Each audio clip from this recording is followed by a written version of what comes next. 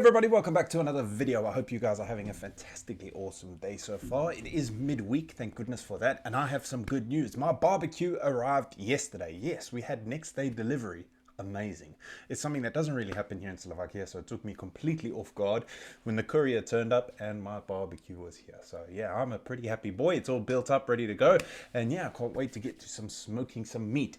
Any hoops, today we are reacting to the Louisiana Purchase explained in 5 minutes. I've heard about the Louisiana Purchase so many times, but I don't really know what it is. So what better way to learn about it than watching a video? So that's what we're going to do. But before we do, if you haven't done so already, please make sure you hit the subscribe button. And if you're feeling extra frisky, you may as well give the video a like as well. I do have a Buy Me a Coffee page and a Patreon page linked down in the description if you'd like to help support the channel. That'll be freaking awesome, but please feel no obligation to do so. And without further ado, ladies and gentlemen, let's check out the Louisiana Purchase.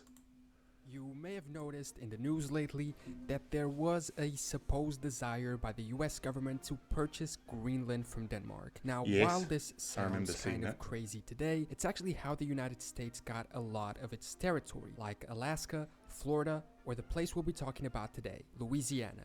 The purchase of Louisiana was a gigantic step for the expansion of the United States. The territory of Louisiana spread across 15 current. Louisiana is somewhere I really want to go as well. It's Texas, Louisiana, New Orleans, that sort of area when we come over.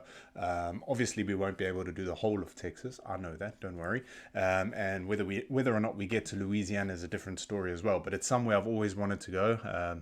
Yeah, I don't know. I think it's a swamp. Arkansas, Iowa, Missouri, Kansas, Oklahoma, Nebraska, Minnesota, Louisiana, New Mexico, Texas, South Dakota, Wyoming, Montana, Colorado, and even a little bit of Canada. Imagine if the US hadn't bought this land or taken control of it by any other mean. It would probably have stopped their expansion west, dividing the future country in half and containing the US in its current east coast. Maybe California and Texas would have still rebelled against Mexican rule, but remaining independent and larger states. Louisiana could have eventually declared independence from France like the US did from Great Britain, and we would have 4 countries instead of 1. Now, first of all, what was Louisiana? The Louisiana Territory was part of France's North American colonies from 1682 to 1762. It's named Louisiana in honor of French King Louis XIV.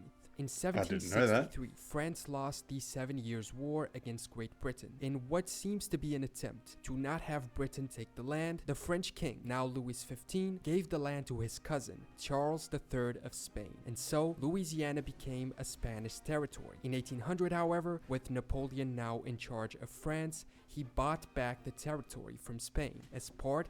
I was actually watching a documentary on Napoleon the other day. He was quite a aggressive little guy, wasn't he? It's definitely one for small man syndrome. Of a broader project to re-establish a French colonial empire in North America. But France's colonial projects seemed doomed to fail. Their failure to put down a revolt in another colony, Saint-Domingue, plus the possibility of a new war against the United Kingdom, pushed Napoleon to consider selling Louisiana to the United States and abandon his American colonial ambitions. US President Jefferson was really happy about this because it had been his long-term goal to purchase Louisiana and control the Mississippi River as well as the port of New Orleans. His idea was to purchase it piece by piece, but this way he didn't need to wait. And so 2 years later in a Sorry guys, the volume was being controlled by the rewind button. Then I've said it 1,000 times. Don't you love these old photos? I can sit for hours and just flick through really old photos, like paintings, and I know this isn't a photo, I know it's a painting, but I don't know, something about the depictions of history is just, it amazes me. I mean, now we got the luxury of all this technology and cars and things like that.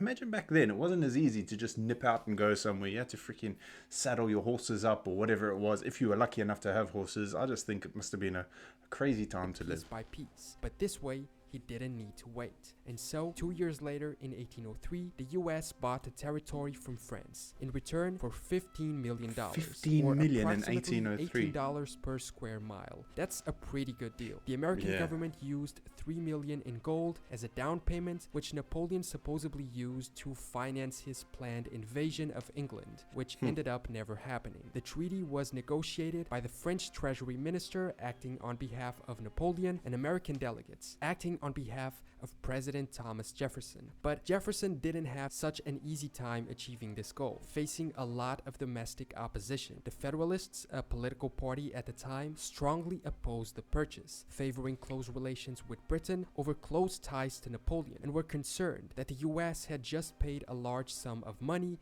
to declare war on Spain, which still technically administered the territory. Many were also concerned about whether or not the purchase was constitutional. A lot of members of the House of Representatives opposed the purchase. They called for a vote to deny the request, but it failed by 2 votes, 59 to 57. It's Jesus, crazy to close. think how close history came to be completely Jesus, 3 different. votes or 2 votes, and it would have been the other way around.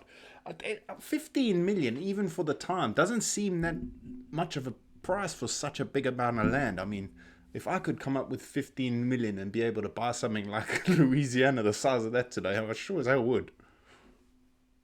I know in today's Just money it's 2 probably a lot votes. more, The a hell of a Spanish lot more. themselves weren't too happy about this either, claiming that France had previously promised not to alienate Louisiana to a third party. But in the end, everything worked out. The Spanish Prime Minister authorized the US to negotiate with the French government. Spain turned the territory over to France in a ceremony in New Orleans on November 30. A month before, France turned it over to American officials. Later, on April 30 of 1803, the Louisiana Purchase Treaty was officially signed in Paris, being announced by President Jefferson to the American people on I wonder if you can read that document. I'm going to have a look for it after this. I want to see if I can read it. July 4th of that same year. Like I said, the purchase of the land also helped the expansion of the US territory, which with this It's crazy nearly to doubled think. in size overnight, also adding 60,000 new inhabitants to its population, allowing them access to the Mississippi River Basin, a gigantic plot of land, and a pathway to the west.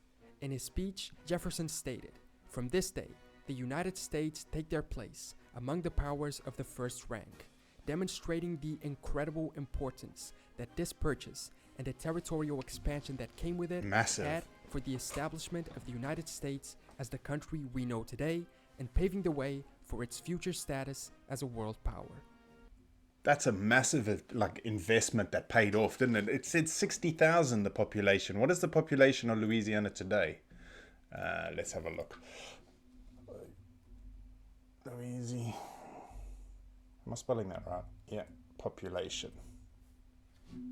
What is the population of Louisiana? 4.624 million in 2021. I don't know if I'm reading that right or I've got it correct, but that's a hell of a population jump since 1800s, isn't it? That's massive.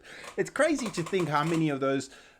Imagine the opportunities missed in those days and how they could have changed the world in another direction. I mean, from the way it is now, it's fascinating. History, I love history. I don't know. I know a lot of people aren't a huge fan of history. My kids included, to be honest with you, they're not big fan. Actually, Garen quite likes history at school, and Leia is not a huge fan. I love history, so yeah, I love videos like that. I'm going to see if I can find that treaty online and have a read of that as well, because I don't know, I find that stuff fascinating. So yeah, I'm learning lots about American history, which is something I never really learned at school. When I was at school, we were learning about like Nelson Mandela, and more British history, to be honest with you. So yeah, it's cool to learn something new, even at the ripe old age or young age of 37. Anyway, guys, thank you so much for watching. I hope you have a fantastic rest of your day. Like I say, it is midweek, so we are halfway through. Yes, and my barbecue arrived. Yes, it's a great week. Anyway, have a fantastic day, and I will see you all in the next video. Peace.